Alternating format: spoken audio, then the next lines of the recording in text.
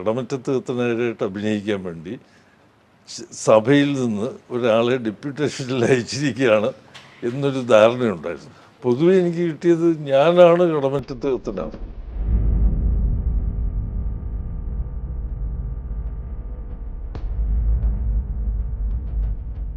കാരണം എൻ്റെ സുഹൃത്തുക്കൾ പോലും പലരും ഇപ്പോഴും അവരുടെ ഫോണിൽ എൻ്റെ പേര് സേവ് ചെയ്തിരിക്കുന്നത് പ്രകാശ് പോൾ എന്നല്ല, കത്തനാർ. ഭക്തിയോടെ വരുന്ന ഒരുപാട് പേരുണ്ട്. അവരുടെ ഒരു വിശ്വാസമാണത്. കാരണം എനിക്ക് അങ്ങനെയുള്ള ചില അമാനുഷികമായ കഴിവുകളുണ്ട്, ഉള്ളയാളാണ് ഞാൻ എന്നൊരു വിചാരം ആളുകൾക്ക് ഉണ്ടായിരുന്നു. അതിനൊരു ടീം സോങ്ങും അങ്ങനെയായിരുന്നു. കടമറ്റത്ത് കത്തനാർ കത്തനാർ എന്ന് പറഞ്ഞുകൊണ്ടാണ് കത്തനാർ വരുന്നത്. ഈ സീരിയലിന്റെ വിജയത്തിന്റെ പകുതി ക്രെഡിറ്റ് ആ തീം സോങ്ങിനാണ്. ഏതോ തരത്തിലെ ആൾക്കാരെ ആവേശഭരിതരാക്കുന്ന ശക്തി അതിനുണ്ട്. കത്തനാർ എങ്ങനെ ഏറ്റെടുക്കും എന്നുള്ളതിന് എൻ്റെ മുമ്പിലുള്ള ഒറ്റ പ്രതീക്ഷ ഇതാണ്. മുമ്പ് ഏഷ്യാനെറ്റിൽ സംപ്രേഷണം ചെയ്ത സീരിയൽ ഇപ്പോൾ ഏഷ്യാനെറ്റ് പ്ലസിൽ എല്ലാ വർഷവും റീടെലികാസ്റ്റ് ചെയ്യുന്നു. അതിന് നല്ല വ്യൂവർഷിപ്പ് ഇപ്പോഴും. കത്തനാരായിട്ട് അഭിനയിക്കാനല്ല സത്യത്തിൽ എന്നെ ആ സീരിയലിലേക്ക് വിളിച്ചത്. ആ ഡ്യൂപ്പായിട്ട് അഭിനയിച്ച ആളെ കത്തനാരായിട്ട് അഭിനയിപ്പിച്ചാലോ എന്നൊരു ആലോചന വന്നു. എന്നെ വീണ്ടും വിളിച്ചു, ഞാൻ പോയി. തകതീരത്തെ അത് ആദ്യം അത് പറയാൻ എനിക്കൊരു ബുദ്ധിമുട്ടായിരുന്നു, ഒരു ചമ്മലുണ്ടായിരുന്നു. ഇത് ജയസൂര്യയുടെ കത്തനാര് വരുന്നുണ്ട്, കടമറ്റത്ത് കത്തനാര്. പുതിയ കത്തനാര് വരുമ്പോൾ പഴയ കത്തനാര് ആളുകൾ മറക്കോ? കൂടെയുള്ളത് നടൻ പ്രകാശ് പോളാണ്. നമസ്കാരം ചേട്ടാ. ഒരു കാലത്ത് കേരളക്കരെ ആകെ ഇളക്കി മറിച്ച ഒരു സീരിയലായിരുന്നു കടമറ്റത്ത് കത്തനാർ എന്നുള്ളത്. ഇന്നും ആളുകൾ അതിനെ ഓർക്കുന്നു, ചേട്ടനെ തിരിച്ചറിയുന്നു, ചേട്ടനെ കുറിച്ച് അന്വേഷിക്കുന്നു. ഇതൊക്കെ കാണുമ്പോൾ എത്രമാത്രം സന്തോഷമുണ്ട് ഇപ്പോഴും ആളുകൾ ഓർക്കുന്നു എന്ന് കാണുമ്പോൾ. തീർച്ചയായിട്ടും ഇപ്പോഴും അത് തന്നെയാണ് എൻ്റെ മേൽവിലാസം, കടമറ്റത്ത് കത്തനാർ. അതൊരു സന്തോഷം തന്നെയാണ്. ഇപ്പോൾ പുതിയൊരു വിശേഷം എന്നുള്ളത് കടമറ്റത്ത് കത്തനാർ വീണ്ടും തിരിച്ചു വരുന്നു എന്നുള്ളതാണ്.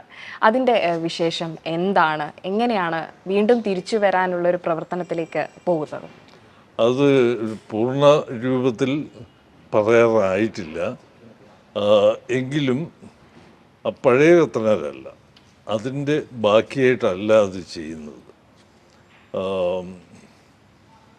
കുറച്ചുകൂടെ ഏജ്ഡായിട്ടുള്ള ഈ കാലഘട്ടത്തിലേക്ക് മടങ്ങി വരുന്ന കത്തനാരായിട്ടാണ്. എത്രയോ വർഷങ്ങൾ എന്നാണ് ചേട്ടൻ്റെ ഒരു പോസ്റ്റിൽ പറയുന്നത്, 350 വർഷങ്ങൾ എന്നുള്ളത്. അത് സീരിയലായിട്ടാണോ എങ്ങനെയാണ്, സിനിമയായിട്ടാണോ എങ്ങനെയാണ് അതിനെ കൊണ്ടുവരാൻ? സിനിമയല്ല, സീരിയൽ തന്നെയാണ്. സീരിയൽ തന്നെയാണ്. അപ്പോൾ ഈ ഒരു സമയത്ത് സീരിയൽ ആളുകൾ എത്രത്തോളം ഏറ്റെടുക്കും എന്ന് തോന്നുന്നുണ്ടോ? കത്തനാർ എങ്ങനെ ഏറ്റെടുക്കും എന്നുള്ളതിന് എൻ്റെ മുമ്പിലുള്ള ഒറ്റ പ്രതീക്ഷ ഇതാണ്. മുമ്പ് ഏഷ്യാനെറ്റിൽ സംപ്രേഷണം ചെയ്ത സീരിയൽ ഇപ്പോൾ ഏഷ്യാനെറ്റ് പ്ലസിൽ എല്ലാ വർഷവും റീടെലികാസ്റ്റ് ചെയ്യുന്നുണ്ട്. അതിന് നല്ല വ്യൂവർഷിപ്പ് ഇപ്പോഴും ഉണ്ട്. കത്തനാരുടെ കാര്യം പറയുകയാണെങ്കിൽ ചേട്ടൻ മുമ്പും സീരിയലിൽ അഭിനയിച്ചിട്ടുണ്ട്. പക്ഷേ കത്തനാർ സീരിയലിൽ അഭിനയിച്ചപ്പോഴാണ് ചേട്ടനെ പ്രേക്ഷകർ തിരിച്ചറിയുന്നത്. എങ്ങനെയായിരുന്നു ചേട്ടൻ കത്തനാറിലേക്ക് എത്തുന്നത്, ആ ഒരു സീരിയലിലേക്ക് എത്തുന്നതും ആ ഒരു കഥ കേൾക്കുന്നതും ഒക്കെ എങ്ങനെയായിരുന്നു? കത്തനാരായിട്ട് അഭിനയിക്കാനല്ല സത്യത്തിൽ എന്നെ ആ സീരിയലിലേക്ക് വിളിച്ചത്. അവർക്ക് ആ സമയത്ത് വേണ്ടിയിരുന്നത് കത്തനാരായിട്ട് അവർ മനസ്സിൽ കണ്ടിരുന്ന ആക്ടറുടെ രൂപമുള്ള ഒരാളെയായിരുന്നു. അപ്പം എൻ്റെ ഒരു ക്വാളിറ്റി ആയിട്ട് അവർ കണ്ടത് എനിക്ക് താടിയുണ്ട്, മുടിയുണ്ട്, 6 അടി പൊക്കമുണ്ട്. അപ്പോൾ അതുപോലൊരു ആളെയാണ് അവർ മനസ്സിൽ കണ്ടിരുന്നത്. പലരുമായിട്ട് സംസാരിക്കുന്നുണ്ടായിരുന്നു. അപ്പം എന്നെ വിളിച്ച് ഒറ്റ ദിവസത്തെ ഷൂട്ട്, അഭിനയിക്കേണ്ടത് ഞാൻ മാത്രം. അത് ടൈറ്റിൽ സോങ്ങിന് വേണ്ടിയുള്ള ഷൂട്ടായിരുന്നു. ഞാൻ ആ ഒരു ദിവസം മുഴുവൻ ഞാൻ അഭിനയിച്ചു എന്ന് വെച്ചാൽ ഒരു സീനില്ല. അങ്ങോട്ട് നടക്കുക, ഇങ്ങോട്ട് നടക്കുക, ആകാശത്തേക്ക് കൈ ഉയർത്തി പ്രാർത്ഥിക്കുക, ഇങ്ങനെ എന്തൊക്കെയോ ചെയ്തു. അതിന് 3-4 മാസങ്ങൾക്ക് ശേഷമാണ് എന്നെ വീണ്ടും വിളിച്ചു. അപ്പോഴത്തേക്ക് അവർ തീരുമാനം മാറ്റി. ആ ഡ്യൂപ്പായിട്ട് അഭിനയിച്ച ആളെ കത്തനാരായിട്ട് അഭിനയിപ്പിച്ചാലോ എന്നൊരു ആലോചന വന്നു. എന്നെ വീണ്ടും വിളിച്ചു. ഞാൻ പോയി കത്തനാരായിട്ട് അഭിനയിക്കാൻ എന്നെയാണ് തിരഞ്ഞെടുത്തിരിക്കുന്നത് പറഞ്ഞു. അങ്ങനെ യാദൃച്ഛികമായിട്ട് കത്തനാരായ ആളാണ് ഞാൻ. അതുപോലെ ചേട്ടൻ ആ സമയത്ത് യേശുക്രിസ്തുവായിട്ടൊക്കെ അഭിനയിച്ചിട്ടുണ്ടായിരുന്നു. അതുകൊണ്ടായിരുന്നു ഈ ഒരു താടി അങ്ങനെ ഒരു മുടി അങ്ങനെയൊക്കെ വന്നത് അതിന് വേണ്ടിയിട്ടായിരുന്നു യേശുക്രിസ്തു ആയിട്ട് അഭിനയിക്കുമ്പോൾ? ഒരിക്കലുമല്ല. ഞാൻ മുടി വളർത്താൻ തുടങ്ങിയത് ഞാൻ 10ാം ക്ലാസ്സിൽ പഠിക്കുമ്പോഴാണ്. അന്ന് ആ സ്കൂളിൽ അല്ലെങ്കിൽ ആ പ്രദേശത്ത് എൻ്റെ നാട്ടിൽ ആദ്യമായിട്ട് മുടി വളർത്തുന്നത് ഞാനാണ്. രണ്ടാമത് മുടി എനിക്ക് എൻ്റെ കൂടെ ഒരാളില്ല, ഒരു സപ്പോർട്ടില്ല, മോറൽ സപ്പോർട്ട് തരാനും ആരുമില്ല. ഈ മുടിയുടെ പേരിൽ ഞാൻ ഒരുപാട് ചീത്തവിളി കേട്ടിട്ടുണ്ട് മുടി വളർത്തിയതിന്. അതെ. പക്ഷേ ഒരു 2 മാസത്തെ അവധിക്ക് ശേഷം സ്കൂളിൽ മടങ്ങി ചെല്ലുമ്പോൾ എൻ്റെ ക്ലാസ് ടീച്ചറുണ്ട്, ജോർജ് വർഗീസ് സാറ്. അദ്ദേഹത്തിൻ്റെ മുടി വളർന്നിരിക്കുന്ന പുറവശത്തെ ഭാഗമൊക്കെ ഇങ്ങനെ വളർന്ന് ചുരുണ്ട് അകത്തേക്കായിരിക്കും. എനിക്ക് ഭയങ്കര സന്തോഷമായി. 2 പേരായി ഇപ്പം. അങ്ങനെയാണ് മുടി വളർത്തി ആരംഭിച്ചത്. അതിനുശേഷം ചുരുക്കം സന്ദർഭങ്ങളിൽ മാത്രമേ ഞാൻ മുടി വെട്ടിയിട്ടുള്ളൂ. മുടി അങ്ങനെ എൻ്റെ ശരീരത്തിൻ്റെ അല്ലെങ്കിൽ ജീവിതത്തിൻ്റെ ഒരു ഭാഗമായിട്ട് മാറി. അതുപോലെ കടമറ്റത്ത് കത്തനാറിൻ്റെ മാനറിസങ്ങളുണ്ട്. അത് നടത്തം തന്നെ കുറച്ച് വ്യത്യസ്തമായിരുന്നു. കടമറ്റത്ത് കത്തനാരെ കാണിക്കുമ്പോൾ അദ്ദേഹം നടക്കുന്നത്, അദ്ദേഹം കാണിക്കുന്ന ഓരോ ആക്ഷനുകൾ ഒക്കെ വ്യത്യസ്തമാണ്. അതിനായി ചേട്ടൻ്റെ ഒരു പ്രിപ്പറേഷൻ എങ്ങനെയാണ് നടന്നത്? യാദൃശ്ചികമായാണല്ലോ കത്തനാരാവുന്നത്. അപ്പോൾ അതിൻ്റെ ഒരു പൂർണ്ണതയ്ക്ക് വേണ്ടി ചേട്ടൻ എന്തൊക്കെയായിരുന്നു ചെയ്തിട്ടുണ്ടായിരുന്നത്? അതിൻ്റെ പൂർണ്ണതയ്ക്ക് വേണ്ടി എനിക്ക് ഒന്നും ചെയ്യേണ്ടി വന്നില്ല, ഒട്ടും അധ്വാനിക്കേണ്ടതായിട്ടും വന്നില്ല. ഞാൻ എങ്ങനെയാണോ നടക്കുന്നത്, ഞാൻ എങ്ങനെയാണോ പെരുമാറുന്നത്, അത് അതേപടി ചെയ്തു. അപ്പം ഞാൻ കുറച്ച് റിലാക്സ്ഡ് ആയിരുന്നു. കാരണം അഭിനയിക്കണ്ട. അല്ലെങ്കിൽ ഞാൻ എൻ്റെ സംസാര രീതി, ശരീരഭാഷ, ഇതൊക്കെ ഒന്ന് ചിട്ടപ്പെടുത്താൻ ശ്രമിച്ചിരുന്നെങ്കിൽ ചിലപ്പോൾ ഇങ്ങനെ ആയിരിക്കുമായിരുന്നില്ല കത്തനാരെ ഞാൻ അവതരിപ്പിക്കുന്നത്. അതെനിക്ക് വളരെ ഈസി ആയിട്ട് സന്തോഷമായിട്ട് ചെയ്യാൻ പറ്റും. അതിൻ്റെ ഒരു തീം സോങ്ങും അങ്ങനെയായിരുന്നു. കടമറ്റത്ത് കത്തനാർ കത്തനാർ എന്ന് പറഞ്ഞുകൊണ്ടാണ് കത്തനാർ വരുന്നത്. ആ തീം സോങ് MG രാധാകൃഷ്ണനാണ് അത് ചെയ്തത്. പല തവണ ചെയ്ത് നോക്കിയിട്ട് മാറ്റിവെച്ച അത് ഉപേക്ഷിക്കുകയും ഏറ്റവും അവസാനം ചെയ്തതാണ് തീം സോങ്ങാണ് നമ്മൾ കേട്ടിട്ടുള്ളത്. അതിന് ഞാനതിനെ കാണുന്നത് ഈ സീരിയലിൻ്റെ വിജയത്തിൻ്റെ പകുതി ക്രെഡിറ്റ് ആ തീം സോങ്ങിനാണ്. ഏതോ തരത്തിൽ ആൾക്കാരെ ആവേശഭരിതരാക്കുന്ന ഒരു ശക്തി അതിനുണ്ടായിരുന്നു. ആ സോങ് അല്ലായിരുന്നു, അതിന് പകരം മറ്റൊന്നായിരുന്നെങ്കിൽ ചിലപ്പോൾ ഇതായിരിക്കില്ല, ആ സീരിയലിൻ്റെ വിധി ഇതായിരിക്കില്ല. ശരിക്കും ആ സോങ് ഇപ്പോഴും ആരാധകരുണ്ട്. കാരണം ആളുകൾ ഇപ്പോഴും സോഷ്യൽ മീഡിയയിൽ അത് തിരയുന്നുണ്ട് എന്നുള്ളതാണ്. അതുപോലെ ഈ കത്തനാർ ഓരോ മാസ് ഡയലോഗൊക്കെ പറഞ്ഞു കഴിയുമ്പോൾ കത്തനാറിൻ്റെതായിട്ടുള്ളൊരു ശൈലിയുണ്ട്. തകൃത തികൃത തെയ് എന്ന് പറഞ്ഞിട്ടൊരു ഡയലോഗ് പറയുന്നുണ്ട്. അതെങ്ങനെയാണ് സംഭവിക്കുന്നത്? അതെ, അത് ആദ്യം അത് പറയാൻ എനിക്കൊരു ബുദ്ധിമുട്ടായിരുന്നു, ഒരു ചമ്മലുണ്ടായിരുന്നു. അതിൻ്റെ റൈറ്റർ ഷാജി നെടുങ്കല്ലിലാണ്. പുള്ളിയുടെ നാട്ടിലുള്ള എല്ലാ ആളുകളെയും ഒരു ക്യാരക്ടർ എന്നുള്ള നിലയ്ക്ക് ശ്രദ്ധിക്കുന്ന ഒരാളാണ്. അപ്പോൾ അയാളുടെ നാട്ടിൽ ഒരാളുണ്ട്, പ്രായമായൊരു മനുഷ്യൻ. പുള്ളിക്ക് ഭയങ്കര സന്തോഷം വരുമ്പം പുള്ളി പറയുന്ന ഒരു വാക്കാണിത്, തകതത്തി കതത്തി. അതിന് പ്രത്യേകിച്ച് അർത്ഥമൊന്നുമില്ല. പുള്ളിയുടെ സന്തോഷം പ്രകടിപ്പിക്കുന്ന അങ്ങനെയായിരുന്നു. ഷാജി അത് നേരെ എടുത്ത് കത്തനാർക്ക് കൊടുത്തു. അപ്പോൾ ആദ്യം ഞാൻ വിചാരിച്ചത് എന്താ തെറ്റിയതായിരിക്കാം. എഴുതിയപ്പോൾ തെറ്റിയതാണോ എന്നൊരു സംശയം തോന്നി. ഷാജിയോട് തന്നെ ഞാൻ ചോദിച്ചു. അപ്പോഴാണ് ഷാജി ഈ കഥ പറഞ്ഞത്. ഞാനത് പറയാൻ ശ്രമിക്കുമ്പോഴൊക്കെ എനിക്കെന്തോ ഒരു ബുദ്ധിമുട്ട് അനുഭവപ്പെടുന്നുണ്ടായിരുന്നു ആദ്യത്തെ കുറച്ച് തവണ. പിന്നെ അത് സ്വാഭാവികമായിട്ട് പറയാൻ തുടങ്ങി. ആ സമയത്ത് ചേട്ടനൊരു സൂപ്പർ ഹീറോ പരിവേഷമായിരുന്നു ഉണ്ടായിരുന്നത്. കേട്ടിട്ടുണ്ട് ആളുകൾ കാണാനും ഒന്ന് തൊടാനും ഒക്കെ വേണ്ടി എപ്പോഴും അടുത്ത് വന്നുകൊണ്ടിരിക്കുമായിരുന്നു എന്നൊക്കെ. എങ്ങനെയായിരുന്നു ആ സമയത്ത് ആരാധകർ ചേട്ടനെ കണ്ടിരുന്നത്? ആരാധകർ അത് സാധാരണഗതിയിലൊരു നടന് കിട്ടുന്ന ഒരു അംഗീകാരമല്ല എനിക്ക് കിട്ടിയത്. അതിൻ്റെ കാരണം, പ്രധാന കാരണം ഇതാണ്. ഒരു നടൻ എന്നുള്ള നിലയ്ക്ക് എന്നെ അതിനു മുമ്പ് അധികം കണ്ടിട്ടില്ല. ഞാൻ അഭിനയിച്ച ഒരു സീരിയൽ മാത്രമാണ് അതിനകത്ത് എനിക്ക് ഏറ്റവും ഇഷ്ടപ്പെട്ട ഒരു സീരിയലാണത്. അത് ഏറ്റവും നല്ല സീരിയൽ അതായിരുന്നു. അതിന് പക്ഷേ പ്രേക്ഷകരുണ്ടായില്ല. അപ്പം അതങ്ങ് മാറ്റി നിർത്താം. പിന്നെ അഭിനയിച്ചതൊക്കെ ചെറിയ ചെറിയ വേഷങ്ങളാണ്. പൊതുവെ ആൾക്കാർ എന്നെ ഓർത്തിരിക്കുന്ന തരത്തിൽ എന്നെ കണ്ടിട്ടില്ല. അപ്പോൾ എല്ലാവരും ധരിച്ചത് ഇത് ഞാൻ ഒരു അച്ഛൻ തന്നെയാണ്, ഒരു പുരോഹിതനാണ്. പുരോഹിതനായിട്ട് അഭിനയിക്കാൻ വേണ്ടി, കടമറ്റത്ത് കത്തനാരായിട്ട് അഭിനയിക്കാൻ വേണ്ടി സഭയിൽ നിന്ന് ഒരാളെ ഡെപ്യൂട്ടേഷനിൽ അയച്ചിരിക്കുകയാണ് എന്നൊരു ധാരണയുണ്ടായിരുന്നു. അപ്പോൾ പൊതുവെ എനിക്ക് കിട്ടിയത് ഞാനാണ് കടമറ്റത്ത് കത്തനാർ എന്നുള്ള രീതിയിലാണ് ആളുകൾ അംഗീകരിച്ചത്. ആദ്യം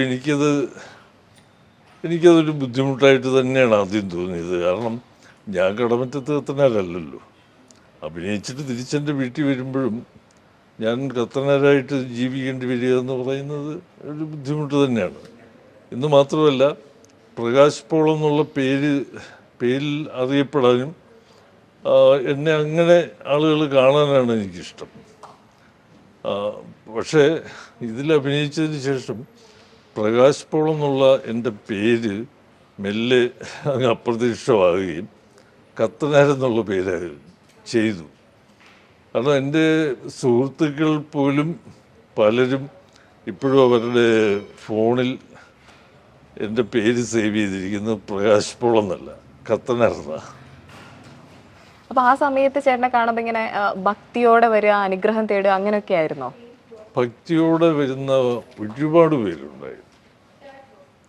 അവരുടെ ഒരു വിശ്വാസമാണത്. കാരണം എനിക്ക് അങ്ങനെയുള്ള ചില അമാനുഷികമായ കഴിവുകളുണ്ട്, ഉള്ളയാളാണ് ഞാൻ എന്നൊരു വിചാരം ആളുകൾക്കുണ്ടായിരുന്നു.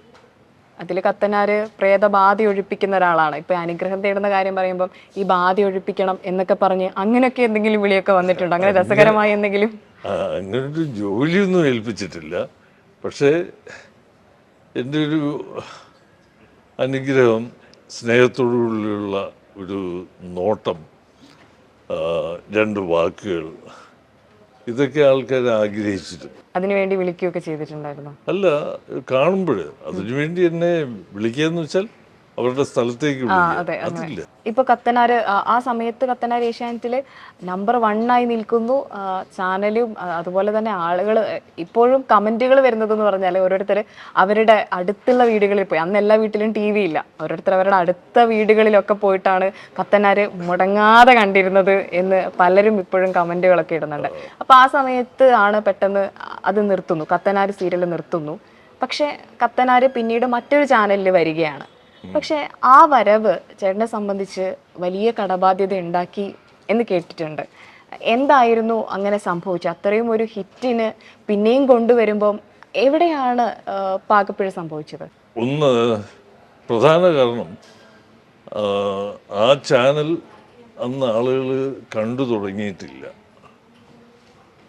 എൻ്റെ ഒരു തെറ്റായ തീരുമാനം തന്നെയാണ് പ്രധാന കാരണം. ആ ചാനൽ ആളുകൾ കണ്ടു തുടങ്ങിയിട്ടില്ല. ഇങ്ങനൊരു ചാനലുണ്ട് എന്ന് ആളുകൾ അറിഞ്ഞു തുടങ്ങിയില്ല. ആ സമയത്താണ് കത്തനാരി ഞാൻ അതിൽ ചെയ്യുന്നത്.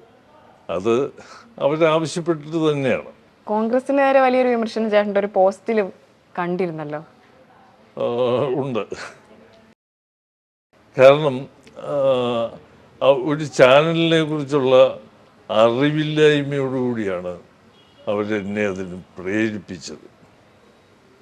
ചെന്നിത്തലയുമായിട്ടുള്ള രമേശ് ചെന്നിത്തലയുമായിട്ടുള്ള ഒരു ടോക്കിൽ കത്തനാരിലേക്ക് വന്നു അത് സ്വാഭാവികമായിട്ടും. അപ്പോൾ കത്തനാർ ജയ്ഹിന്ദിൽ ചെയ്യുന്നതിനെ കുറിച്ച് ആലോചിച്ചു. ജയ്ഹിന്ദിലെന്നല്ല, ആ സമയത്ത് കത്തനാർ വീണ്ടും ചെയ്യുന്നതിനെ കുറിച്ച് ഞാൻ ആലോചിക്കുന്നില്ല. അല്പം കൂടെ ഒരു സമയം കഴിഞ്ഞിട്ട് ചെയ്യുന്നതിനെ കുറിച്ച് മാത്രമാണ് ഞാൻ ആലോചിക്കുന്നത്.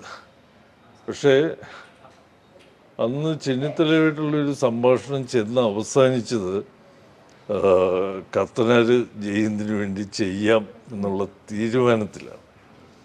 ആ തീരുമാനത്തിൽ വന്ന പാവപ്പഴ തന്നെയാണ്. അവർക്കാണെങ്കിൽ ഒരു ചാനൽ എങ്ങനെയാണ് തുടങ്ങേണ്ടത്, എങ്ങനെയാണ് നടത്തേണ്ടത്, ഇത് വിജയകരമായിട്ട് കൊണ്ടുപോകേണ്ടത് എങ്ങനെയാണ്, ഇതൊന്നും അറിയില്ല. MMS അതിൻ്റെ ചാനലിൻ്റെ ചുമതലക്കാരൻ. അദ്ദേഹമൊക്കെ വിചാരിച്ചത്, പ്രതീക്ഷിച്ചത് കത്തനാർ ജയ്ഹിന്ദിൽ ടെലികാസ്റ്റ് തുടങ്ങിയാൽ അന്നു മുതൽ മറ്റ് ചാനലുകൾ കാണുന്ന പണി ആൾക്കാരങ്ങ് അവസാനിപ്പിക്കും, പിന്നെ ജയ്ഹിന്ദ് മാത്രമേ കാണൂ. അതൊക്കെ അതൊരു മണ്ടത്തരമാണ്. ഒരു ചാനൽ മേധാവി ഒരിക്കലും കണക്കൂട്ടാൻ പാടില്ലാത്ത ആലോചനയാണത്. അതെങ്ങനെയാണ് സാമ്പത്തിക ബാധ്യതയിലേക്ക് താങ്കളെ നയിച്ചത്? അപ്പോൾ ആദ്യം പൈസ തരുന്നതിനകത്തൊക്കെ അവർ വളരെ ലിബറലായിരുന്നു. ഞാൻ ചോദിക്കാതൊക്കെ പൈസ തരുമായിരുന്നു. ആദ്യം പൈസ എങ്ങനെയാണ്, എനിക്ക് അവർ പൈസ തരേണ്ട യാതൊരു ആവശ്യവും ഇല്ലാത്ത സമയത്ത് എൻ്റെ ഷൂട്ട് നടക്കുന്നേ ഉള്ളൂ. ഷൂട്ട് നടക്കുമ്പോൾ പൈസ വേണമെന്ന് ചോദിക്കുന്ന അങ്ങനൊരു പണി ചാനലുകൾ ചെയ്യാറില്ല. പക്ഷേ ഞാൻ മറ്റെന്തോ ആവശ്യത്തിന് ചെന്നപ്പോൾ അവിടെ ചെക്ക് എഴുതി വെച്ചിരിക്കുന്നു ചാനലിൽ. ഞാനത് വാങ്ങിച്ചു, കാരണം ഷൂട്ടിന് പൈസ ആവശ്യമുണ്ട് എനിക്ക്. അപ്പോൾ ഞാനത് മനസ്സിലാക്കിയത് എങ്ങനെയാണെന്ന് വെച്ചാൽ, ഇവരുടെ കയ്യിൽ പൈസയുണ്ട്, പൈസയ്ക്ക് എന്തായാലും ദാരിദ്ര്യം ഉണ്ടാവില്ല. പക്ഷേ അവരുടെ കയ്യിൽ കുറച്ച് പൈസയാണ് ഉണ്ടായിരുന്നത്. അത് തീർന്നതോടുകൂടി എല്ലാ അവതാളത്തിലാകുകയും ചെയ്തു. 35 ലക്ഷം രൂപയായിരുന്നു തോന്നുന്നു. അതുവരെ എനിക്ക് കൃത്യമായിട്ട് തോന്നും. പിന്നെ തരാൻ പൈസയേ ഇല്ല അവിടെ. ഞാൻ ഷൂട്ട് കണ്ടിന്യൂ ചെയ്തുകൊണ്ടിരിക്കും. അവിടെ നിർത്താൻ പറ്റില്ല. നിർത്തിയാൽ ഞാൻ തുടങ്ങിയത് അബദ്ധം, അത് വീണ്ടും നിർത്തിക്കളയുക എന്ന് പറഞ്ഞാൽ അതിനേക്കാൾ അബദ്ധമാകും എന്നാണ് അന്ന് ഞാൻ കണക്ക് കൂട്ടിയത്. രണ്ടും തെറ്റായിപ്പോയി. ആ സമയത്ത് കരകയറുക പ്രശ്നമായി. സാമ്പത്തിക ബാധ്യത ഉണ്ടാകുക എന്ന് പറഞ്ഞാൽ വലിയ പ്രശ്നം തന്നെയാണ്. ഇപ്പം ഞാൻ അതിൽ നിന്നൊക്കെ ഏകദേശം ഒന്നൊഴിവായി നിൽക്കുകയാണ്. അന്ന് ഈ സീരിയലൊക്കെ കൊണ്ടുവരുമ്പം 3 ചാനലുകളിലായിട്ടാണ് കത്തനാർ സീരിയൽ പിന്നീട് സംപ്രേഷണം ചെയ്ത് വന്നത്. 3 ചാനലുകളിലേക്ക് പോയി. ആ സമയത്തൊന്നും ഇതിനെ ഒരു സിനിമയാക്കി എന്തുകൊണ്ട് കൊണ്ടുവന്നുകൂടാ എന്ന് തോന്നിയിട്ടില്ലായിരുന്നോ? കാരണം അത്രയും വിജയിച്ചൊരു സീരിയൽ കൂടിയാണ്. അപ്പോൾ ഇനിയൊരു സീരിയൽ എന്നതിലുപരി അതിനെ ഒരു സിനിമയായിട്ട് ആൾക്കാരിൽ എത്തിക്കാം എന്ന് എന്തുകൊണ്ടായിരുന്നു എന്ന് തോന്നാതിരുന്നു? അതിന് കൃത്യമായിട്ടുള്ളൊരു മറുപടി സത്യത്തിൽ എൻ്റെ ഇല്ല. എനിക്ക് തോന്നുന്നത് അങ്ങനൊരു 2-2.25 മണിക്കൂർ കൊണ്ട് പറഞ്ഞു തീർക്കാവുന്ന ഒരു കഥയായിട്ട് എനിക്ക് തോന്നിയില്ല. അത് എൻ്റെ മാത്രം പ്രശ്നമാണ്. കാരണം ഞാൻ സിനിമയെ കാണുന്ന അങ്ങനെ ആയതുകൊണ്ടാണ്.